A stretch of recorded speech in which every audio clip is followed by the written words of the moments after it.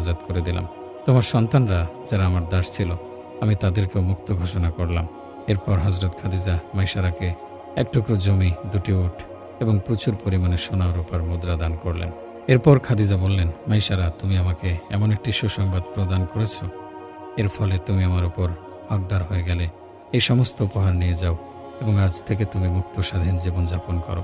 মাইসারার মন খাদিজা রাদিয়াল্লাহু আনহার প্রতি কৃতজ্ঞতায় এবং নবী করিম সাল্লাল্লাহু আলাইহি সাল্লামের প্রতি ভালোবাসায় পরিপূর্ণ হয়ে উঠল। কারণ নবী করিম সাল্লাল্লাহু আলাইহি সাল্লামের কারণেই সে আজ দাসের জীবন থেকে মুক্ত হলো। সুবহানাল্লাহ।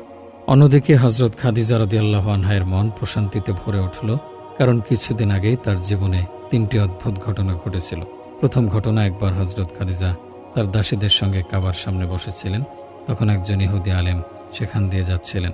সেই আলেমের দৃষ্টি যখন হযরত খাদিজা রাদিয়াল্লাহু আনহার উপরে পড়েছিল, তখন তিনি বলেছিলেন, তোমাদের মধ্যে এমন একজন নারী রয়েছেন যিনি মহান আল্লাহ